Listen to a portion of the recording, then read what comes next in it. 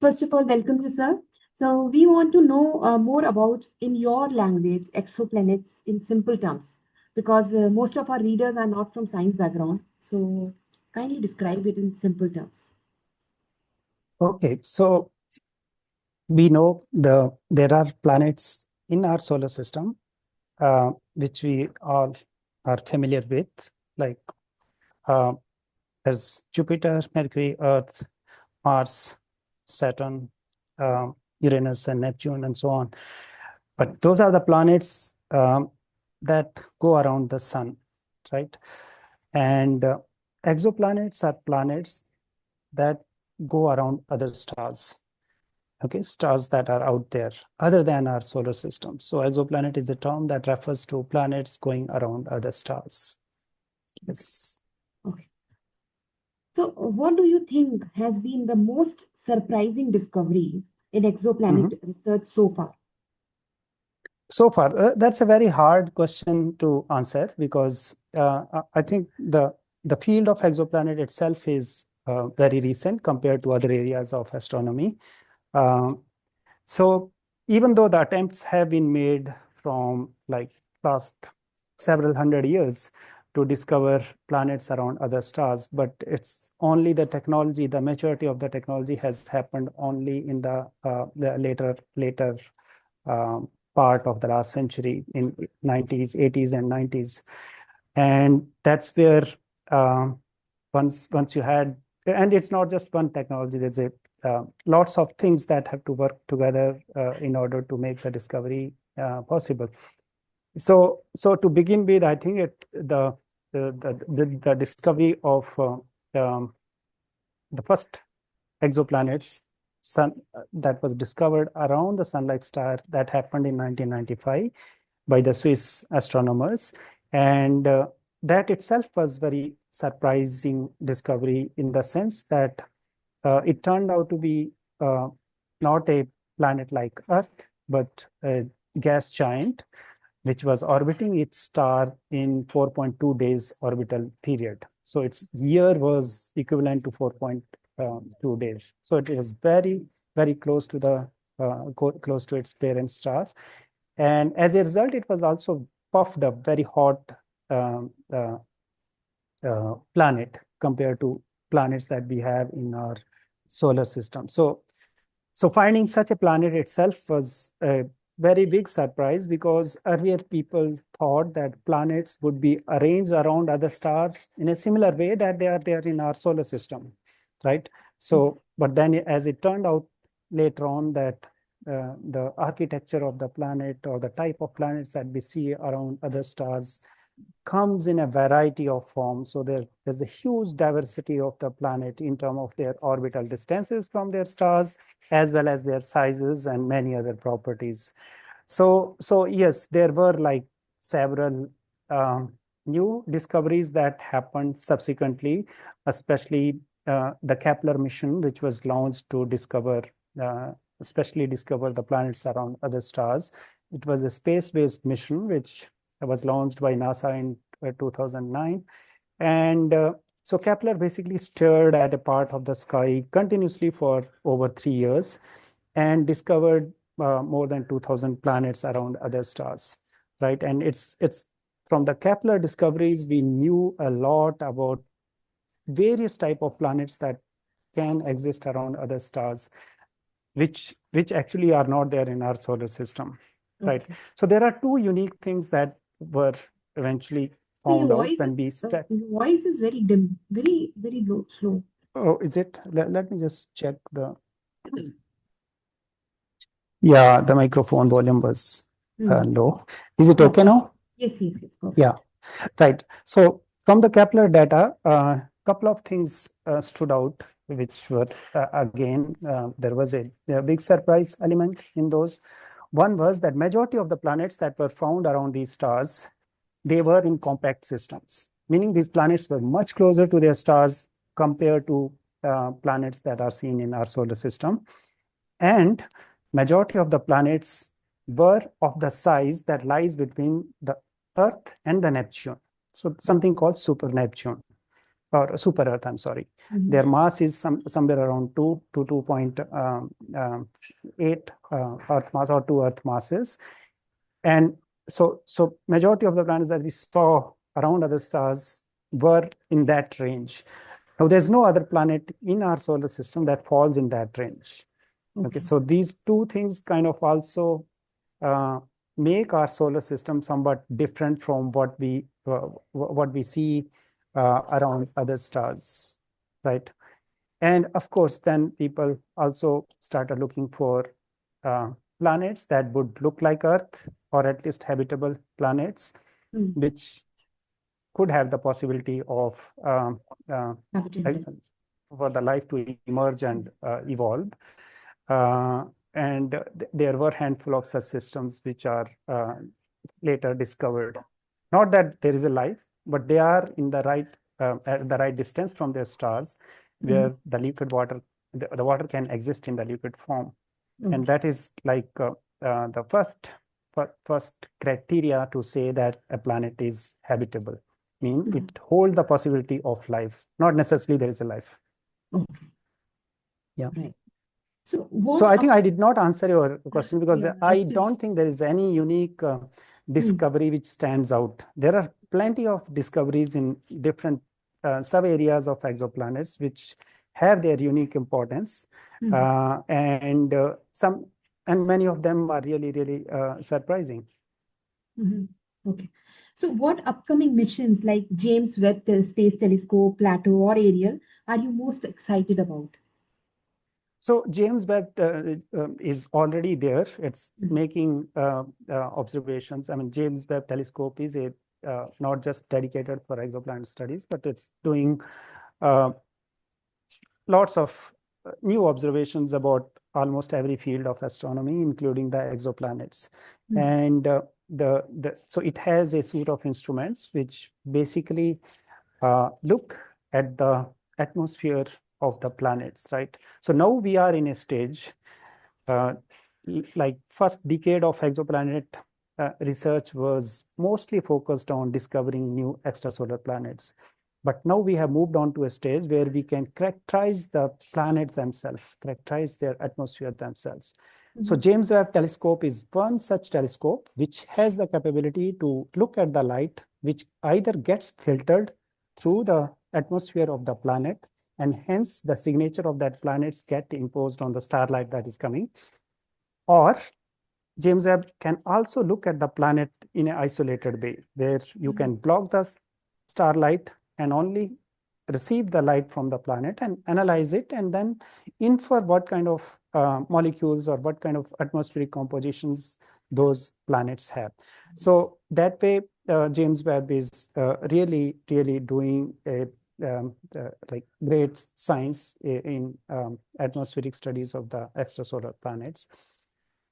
And the other future mission that you're talking about, like Plato, which is probably due for another 2 years' time, and there's a WFIRST mission that's also possibly coming up in next couple of years' time, before 2030 and or so. And the more ambitious mission is further down the line, that is called HWO, Habitable World Observatory by NASA, but that's still in a conceptual stage, right? So these missions would try to studies or further make more discoveries about the extrasolar planets, and also study the atmosphere of not just the massive planets, but also like Earth-like planets, right?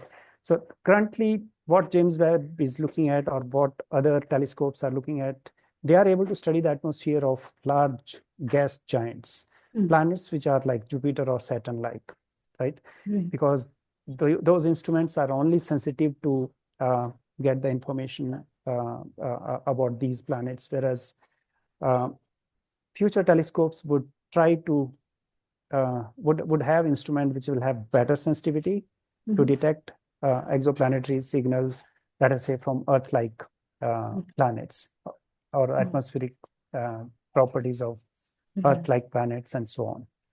Right. So So yes, people are basically looking at these future missions to ultimately discover something which resemble Earth. Now that has not happened so far because um, first of all, Earth is not a very big planet compared to let us say Jupiter or Saturn. Mm.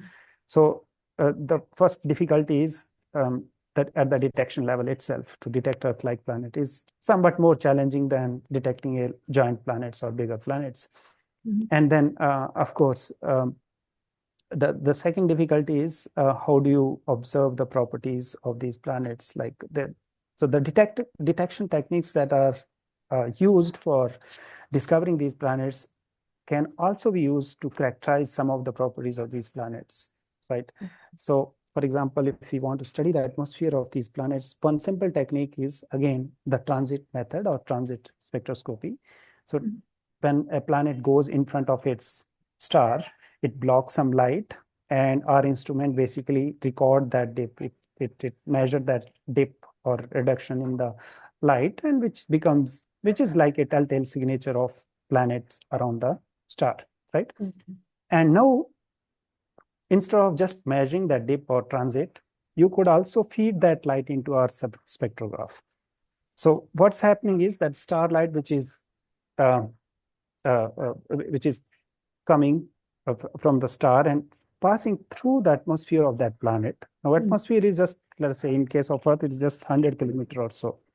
So part of the starlight which goes through the atmosphere picks up some of the spectral signatures of the atmosphere of that planet. And when you spectrally analyze it, you can get some idea about what kind of molecules or what kind of chemical species are present in those planets.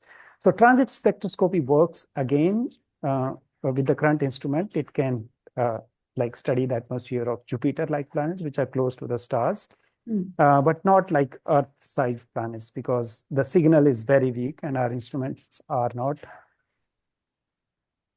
sensitive enough for that. Mm. That's one way of studying the atmosphere of the planets. The another way of studying the planet's atmosphere is through the direct imaging. So again, direct imaging is another way of detecting planets.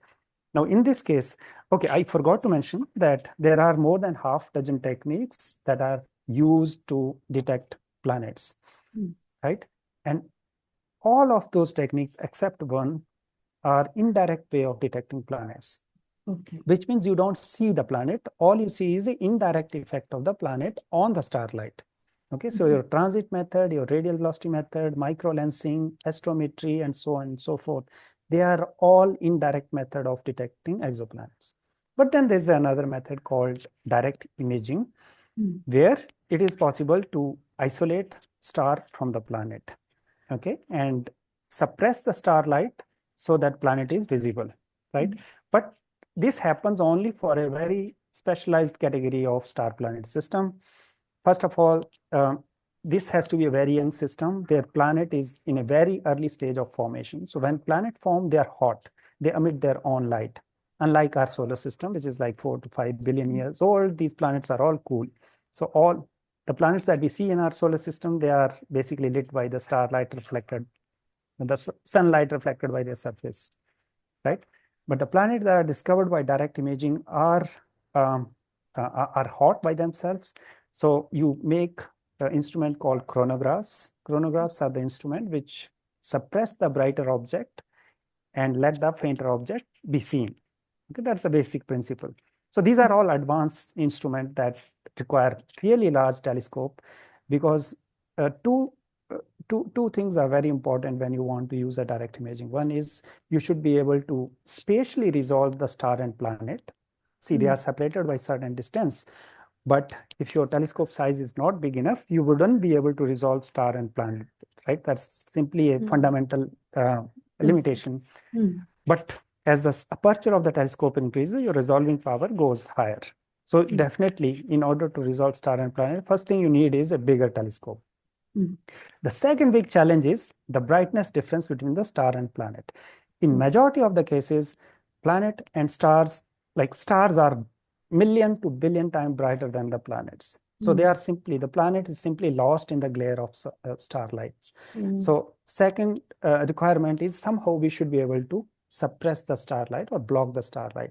And that is done by a chronographic instrument where you manage to isolate star and planet and block the starlight so that the planet is visible. Okay. Now the planet is, once the planet is visible, all the light that you are getting into your instrument is from the planet, and then you can study it. Okay, and you can get a good idea about what its atmosphere is, what its other properties are, and so on and so forth. So that's like that's, but it, as I said, it only works for massive planet and planet which are very young, which are very which are there in their early stage of formation. Okay, so yes, so this HWO, Habitable World Observatory, would be a project which would, they plan to make a, they will have a big telescope first of all in space, and also a provision to block the starlight so that you could see the planet, or you can take the images of the planet from the space. Now the idea there is to possibly detect a Earth-sized planet roughly at a distance of 1 AU from their stars, right? But these are, like, as I said, much of the technology is still not available, but this is something that people would be looking forward to in next 10 to 20 years time frame. And that's also going to be some big thing in exoplanets after JWST. So, sir, IIA is working along with, for this HWA or any other project, IIA is collaborating with any foreign association or foreign organization like NASA or any other, is working with Yeah, any so other. not these, we are not collaborating with any of these future missions as yet, but we have like some collaboration we have with the ground-based telescopes. See, we get lots of information from space-based instrument or space-based telescope as well as from the ground-based telescope. The advantage of ground-based is that you can have 10-meter class telescope, which is big, and you can put as massive or more sophisticated instrument on the Earth as possible. That you can't do with the space thing because it's expensive. So your telescope size is going to be limited. Your instrument is also going to be limited by space and size constraints. So one collaboration from IAA that we have on exoplanets is with the Keck telescope. It's a 10-meter class telescope, which is built by the US universities, largely the universities on the West Coast, Caltech, UCS, University of California, Santa Cruz, UCI, then there's a UCO observatory, is a consortium. But the Keck telescope is the largest 10-meter optical telescope on Earth. And it's also happened to be the best telescope in terms of its image quality and the instruments that they have. Okay, so Keck is now going to build a next generation exoplanet instrument. And that instrument is direct imaging instrument, as I said, where you suppress the starlight and study the planet separately. So this instrument is called SCALES. SCALES stands for slicer combined with array of lenselet for exoplanet spectroscopy. So this sounds like a very complicated name, but it's essentially going to study the extrasolar planets, the using direct imaging, high contrast imaging, and take the spectra of some of these already known exoplanets. And this instrument will have spectrograph as well as imager. So you could also take the images of the planets as well as do the spectroscopy. So scales would be used to detect new extrasolar planet and also study the atmosphere of already known extrasolar planets, but mostly the gas giant. Gas giants like Jupiter-like planet or bigger than that, right? You can have a Jupiter is the biggest planet in our solar system, but there are planets which are like 10 to 13 times the mass of the Jupiter. So those are the like really big super, people also say super giant or super gas giants and so on, because they're massive. So scales in IIA, we have a collaboration with this consortium, which is building the SCALES instrument.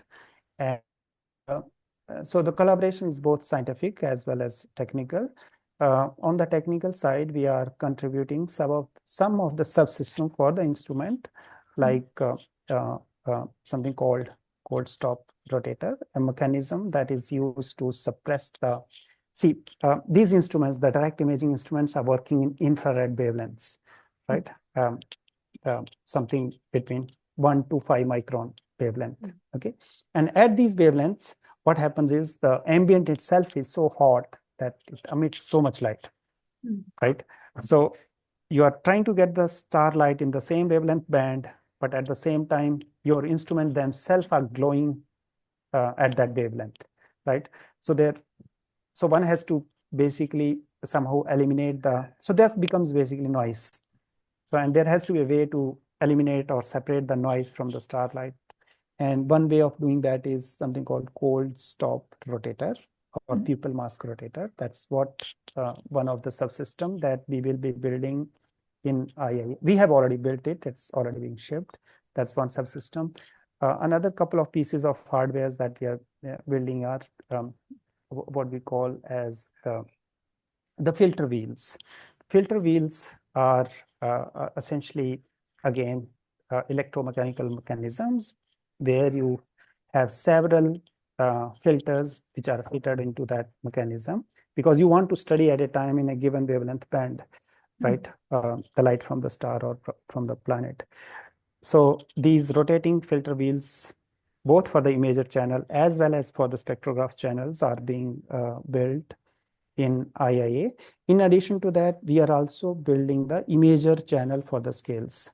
So as I said, scale has spectrograph as well as the imaging channel, the part which takes the images, just images in different filters. So that's also being built as a part of these collaborations. And of course, we will also have opportunity to do good science once the instrument is up and running. Right, sir. So, sir, which planet detection method do you find most promising for future discoveries among these radial velocity or direct imaging, or which one you find most Oh, promising? so that's a great question because so as it turned out, the initial discoveries that were made in exoplanet science were they largely came from the radial velocity methods. So in radial velocity methods, what happens is you have star and planets, they are gravitationally bound and they are rotating around a common center of mass, or barycenter we call it, right?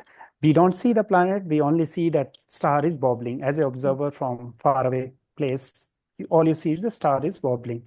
So this wobbling essentially means the star is, as it is rotating about the common center of mass, sometime it is coming towards the observer and sometime it is going away from the observer, right? So there is a relative motion between the observer and the star as seen by from a distance place. And since we are capturing the starlight and studying its spectra, because of this relative motion, the spectra or the spectral line of the stars would continuously undergo red and blue shift or Doppler shift, right? And if we monitor the star sufficiently long, you would see that there is a periodic movement of the spectral line, red shift, blue shift, and so on. Okay, that's how we detect planets using radial velocity. And the only requirement is you need a spectrograph. Spectrographs are bulky instruments, so they have to be on the ground. And also, the front end, you have a telescope which captures the light and then feed into the spectrograph. Okay. Now, radial velocity methods looks one star at a time. Okay, so it's not very effective way of discovering planets, right? Because you need to observe the planet for a long time because you don't know a priori what kind of planet is going to be around it. So what kind of periodicity you are looking in the Doppler signal. Okay, so you start with some observations. Every night you just observe handful of stars, and eventually some of the stars will have planet and some will not. So even though it is very powerful method, but the success rate is small because you're looking at one star at a time. Okay, so it's not very efficient. Transit method, on the other hand, is a different ball game. Transit method, you don't need to just look at one star because here in transit, you are taking images of the sky of the stars. And in the image, you can have thousands or even several tens of thousands of stars, okay, in one image frame.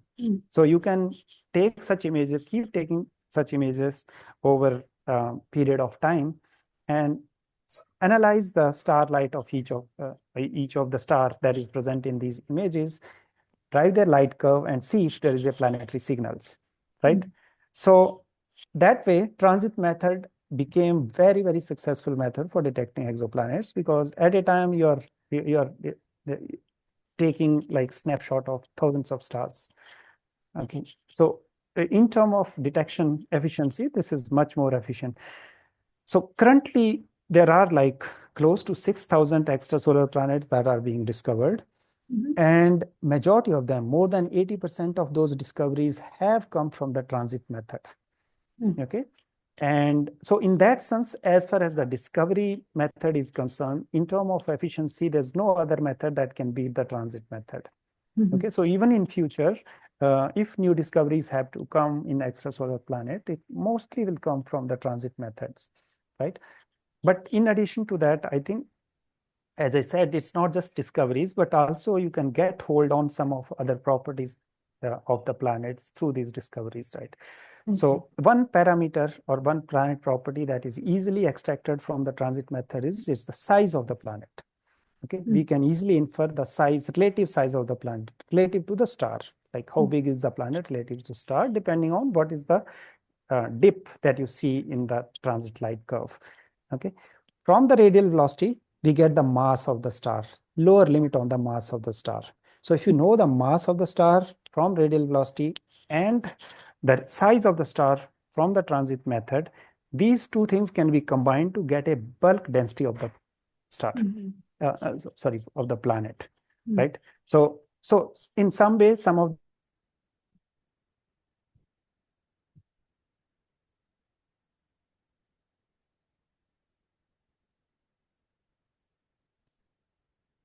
imaging works very well for planets which are young and which are in wider orbit, right? Where the planet is far away from their stars, so that you can easily resolve them with the. So your connection is unstable, I think. Not audible.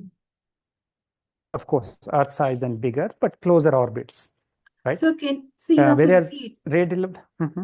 So you have to repeat because your voice was not audible. So Oh, I see. So which mm, part should I just say? the last 3-4 lines you have to repeat again. So I am saying that all these planet detection techniques, they are also complementary in the sense that some of the you can measure some properties of the planet from one detection technique and other property from other detection technique, and when you combine them, you get more information about the planet. Like radial velocity gives you the mass of the planet, transit method gives you the size of the planet, right? So once you have mass and size information, you can calculate its volume or the density of the planet, right? And once you know the density, you can also infer whether it's a rocky planet or it's a gaseous planet. Okay. So yes, so the complementarity is built into these techniques. And another important thing is that these techniques are sensitive to different parameter space, discovery space, right? Radial velocity works very well for Jupiter-like planets, massive planets, whereas which are at a distance of 1 AU or around that. Whereas transit method is works shorter orbits, right? Transit for, sir? Direct imaging. Transit for? Can you repeat? A transit technique works very well for compact systems, compact planets, where orbital period is, let us say, 10 to or 100 days or 200 days. Well, that depends on how long you can continuously observe. Now, space-based mission have a limited time. Let us say Kepler only lasted for 3 years, right? 3.5 years. And which means you can't discover a planet whose orbital period is more than 3 years, right? Right. So it has to be that way. So among these, according to you, transit is the most For promising. transit, for discovery, transit is the most successful method. More than 85% of exoplanets are discovered by transit methods till today. Currently, we are limited by the technology that is available, right? So there are like fundamental limitations currently. You can't travel faster than the speed of light. And if you can't do that, you can't hope to reach another planet in your lifetime, right? So things of that sort, like, would definitely be something that uh, people have to work around and figure out ways to overcome these challenges. But yeah, someday it might happen. We don't know. So, what do scientists look for when assessing whether an exoplanet could support life? Oh, the signatures of the life, right? Mm. So there are different ways to really see whether a planet is habitable or if there are advanced civilizations in the universe. So there are several kind of signatures, and Okay. the prominent ones of those are like technosignature. Technosignatures are essentially assumption that if the life has formed uh, uh, in the universe elsewhere, they must have sufficiently advanced now to build technology through which it is possible to communicate. For example, many people look for laser-like signals, like Mhm. communication through lasers. So some of the laser light laser light cannot be produced by natural processes, right? So if there is a signal which mimic more of a human or uh, intelligent generated signal and not natural signal, then that would be one possibility that one can look into, right? That's one way. So radio signals are the one that people usually tend to focus on, because radio signal can travel vast distances without really getting attenuated. But of course, laser also can be used once if you have like sufficiently powerful lasers which directed in particular direction and you happen to intercept it. That's Mhm. one way. Another one is like, so these are all ideas. We don't really have any definite signal. Another one is like Dyson sphere. So Dyson was another great scientist. So he gave this idea that a sufficiently advanced civilization have to harness energy from their parent star. Okay, Mhm. and to do so, you have to build, like, let us say, solar panel, right?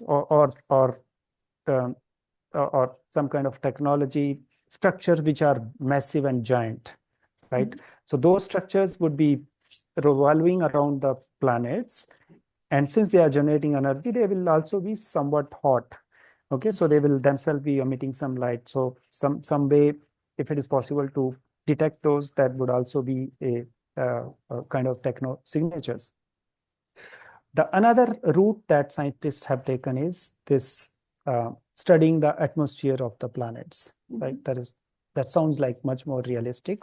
So Mhm. systematically, first you identify planets which are in the right distance from their star so that they are habitable, and then try to study their atmosphere Mhm. and try to see what are the main biomarkers, essentially the molecules which constitute life, right? Or the molecules that are connected with the origin of life or Okay. some life activities, Mm. which is so that's like another area of research, Mm. essentially through spectroscopy Mm. that's coming. Right. So, sir, Yeah, what are the main limitations of our current planet hunting technologies? the main limitations. So currently, the hunting of the planet may not be big issue as long as if you have a Kepler telescope pointed in different directions of the sky, it would end up discovering planets that you Mm. would expect in that region. So uh, the main limitation is like uh, good number of discoveries happen from space. The transit method that works better. Those Mm. telescopes or instruments are taken to space, and from there you make those discoveries, right? But in space, you can't take really very big instrument. JWST is something that is like 6-meter telescope, but it's not going to make new discoveries most likely. It's only studying what is already known. Mm. Okay, so the current limitation is the size of the telescope that you can build and take to the space for making new Mm. discoveries. Plus, also uh, the new instruments or new technology that is required, let us say, to detect really, really tiny signals that may be coming from the atmosphere of the Earth-like planets, Mm. right? So those are some of the areas where still a lot more work has to be Need to be done. done Mm. to be able to um, bring our detections to really be able to detect some kind of Earth-like planets or Earth twin and so on. Okay. And so last question, as you mentioned about this Kepler, how Mission. has the Kepler mission transformed our understanding of planetary system? Oh, in a like more than anticipated. Mm-hmm.